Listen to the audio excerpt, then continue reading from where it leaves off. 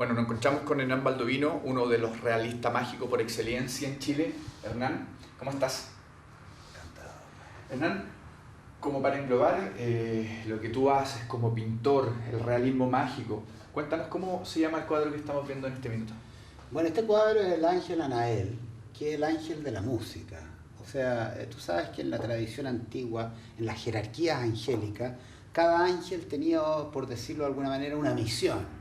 Hay ángeles del fuego, hay ángeles de la música, de la pintura, y en este caso este es un ángel de la música. O sea, son los que tienen que ver con las musas, Las los que musas te inspiradoras. inspiran, o los que inspiran a los músicos, aunque los músicos muchos de ellos no se den cuenta, pero este angelito, Anael, siempre está, según cuenta la tradición poética, son personajes poéticos, Yo tuve mucha están suerte, yo me inspirando a considero los músicos. un tipo bendito por Dios, la verdad, porque mi padre, en primer término, era un gran amante del arte, de la pintura, la literatura, la filosofía. Mi madre, por otro lado, pintora, actriz además. Entonces, de ellos recibí todas las grandes posibilidades que se me presentaron de viajar, sobre todo mi padre funcionario internacional, entonces tuve acceso a los museos desde muy pequeño, ¿Cómo ¿no? fue el haber estudiado en Italia, el haber ido a estudiar análisis de forma? ¿Cómo, cómo resumes tú esta experiencia en Italia, cuna de muy grandes artistas? Mira, a mí me dio una gran posibilidad de tomar contacto con los grandes maestros de la pintura italiana. Yo estudié ahí algo que se llama análisis de la forma, Ya. que tiene que ver con toda la escuela italiana desde el pre-renacimiento, renacimiento y post-renacimiento, siempre dentro de la escuela italiana. ¿Qué posibilidades me dio? ¿Qué puertas me abrió? Me abrió las puertas de un lenguaje visual, el conocimiento de los códigos visuales. ¿Cuáles eran los códigos que habían descubierto, por ejemplo, desde los griegos, pasando por Fidias, Praxíteles, etcétera, ¿no? Pasando ya a la escuela italiana propiamente tal, como Leonardo da Vinci, Botticelli, Filippo Lippi, que todos usaban en el fondo los mismos códigos, porque los códigos visuales son preexistentes. O sea, el ser humano no inventa los códigos, los descubre en la naturaleza. Claro. Te doy un solo ejemplo, o dos, lo que quieras, ¿no? Un ejemplo es la espiral logarítmica, que está en los caracoles, ¿no es cierto?, en las galaxias, en los remolinos de la cabecita de un niño. ¿Eh? Es una forma geométrica que se llama los patterns, los patrones geométricos. Por el hecho de haber estudiado este análisis de forma, ¿Mm? a lo mejor estar inserto dentro de algún movimiento, ya sea cubismo, ya sea, ¿te sentiste insertado dentro No inserto porque, dentro de algo? no porque me di cuenta de una cosa que es una gran verdad. O sea, el lenguaje es uno. ¿Seguro? El lenguaje visual, los códigos visuales que usaba Leonardo da Vinci son los mismos que usaba Botticelli. Sin embargo, la pintura de Botticelli no tiene nada que ver con la de Leonardo da Vinci. ¿Qué estoy diciendo con esto? Es como el lenguaje verbal, el lenguaje conceptual que estamos usando ahora para comunicarnos, ¿no es cierto? Tú usas las mismas palabras que uso yo, pero hablamos completamente distinto. Y hablamos de cosas distintas. ¿Por qué? Porque somos almas diferentes, somos espíritus distintos, pero el lenguaje es el mismo. Salvador Dalí usa el mismo lenguaje que usaba Rembrandt, pero pintan completamente distintos, son realismos diversos. Entonces, cuando estamos hablando que estamos en Italia y estamos estudiando análisis de las formas, ¿cuántos años tenías tú? ¿En qué época te encontrabas de tu vida? Hace muchos años Hace atrás. muchos años atrás. ¿Pero en qué época A te ver, yo haber encontrabas? tenido, ponte tú, unos 22 años, yo creo, más o menos. Y fue maravilloso porque es la edad en que tú estás como muy como una esponja, ¿no? Absorbiendo todo tipo de conocimiento, ¿ah? Influencia. Y influencias también. Y a mí se me ocurrió que quería vivir además una experiencia que los pintores italianos de la época era muy común, irse a los monasterios a pintar, por el silencio, por la tranquilidad y por una posibilidad de poder irse hacia adentro. ¿Y tú lo hiciste? Y yo lo hice y me fui a vivir a un monasterio de los curas dominicos, estos que se visten de blanco, y tuve la oportunidad de vivir una vida monástica, absolutamente conectado con la oración y con mi propia creatividad.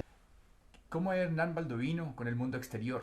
Yo tengo que ser vulnerable, eso sí. ¿En ese sentido me preguntas tú? Sí. Claro, yo tengo que abrirme y tengo que ser vulnerable, aunque para el ego de uno es fuerte, porque el ego no quiere ser vulnerable, el ego no quiere que lo descubran en nada. ¿Me entiendes tú? ¿Ah? El ego es la personalidad, acuérdate. Personalidad viene de persona, que en la antigua Grecia la palabra persona significa máscara. Y nosotros estamos viviendo en un sistema, en una civilización que le rinde culto a la personalidad. ¿No estás fijado cuando uno conoce a un niñito pequeño y dice, ay, qué personalidad más linda este niñito? No, nadie puede tener una personalidad bonita. Es como decir, qué máscara más bonita.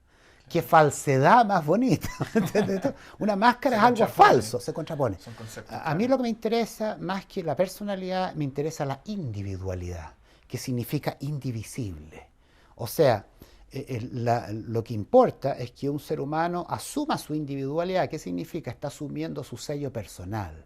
Vino con algo diferente. Tú eres único, yo soy único. Todos los individuos somos únicos. Y nosotros, eso es algo que tú naciste con tu individualidad. Tú vienes con, Dios te la dio. Pero la personalidad es la máscara que te da el colegio, las tradiciones familiares, las religiones que te son impuestas, ¿te fijas? El hombre vive muy hacia afuera. Está viviendo en el mundo del tener, no del ser. Con esta personalidad de máscara. De máscara. Entonces, cuánto tengo es cuánto soy.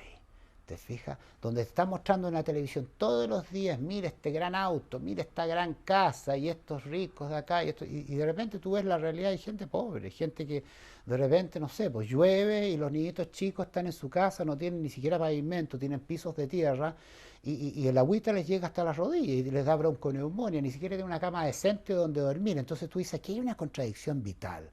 Aquí esto ¿Y es un cuál es el problema de consejo de vida? Porque bueno, conciencia. estamos O en tu sea, taller, tú acá sí, le haces clases a alumnos sí. y me imagino que le enseñan la técnica, pero también esta técnica va inserta con una filosofía. ¿Cuál es esa filosofía? Mira, la filosofía te diría que es la búsqueda del autoconocimiento, el conocerse más uno mismo, sus estados de ánimo, su humor, conocer vuestras respuestas y vuestras reacciones frente al mundo, porque lo que exige en este momento el mundo no es una reacción de los individuos, sino que una respuesta. ¿Qué frase o palabra es la que más te gusta? ¿Qué frase o palabra? Ah, hay una que me gusta del gran filósofo Séneca, filósofo romano, que decía: si tú has venerado los dioses y los dioses no existen, no has perdido nada. Pero si no has venerado los dioses nunca y los dioses existen, tú lo has perdido todo. Interesante. Muy, muy sugerente. Nos queremos despedir dándote las gracias e invitando a toda la gente de Subway TV a que conozca un poco más de las obras de Hernán Baldovino en tu página de internet www.hernanbaldovinos.com, así que pueda interiorizarse, conocer un poco más tu historia, tus cuadros, y muchas gracias por haber tenido la nobleza y el tiempo para recibirnos en tu casa. No, muchas gracias, ¿Ah? encantado, un Muchas placer. gracias.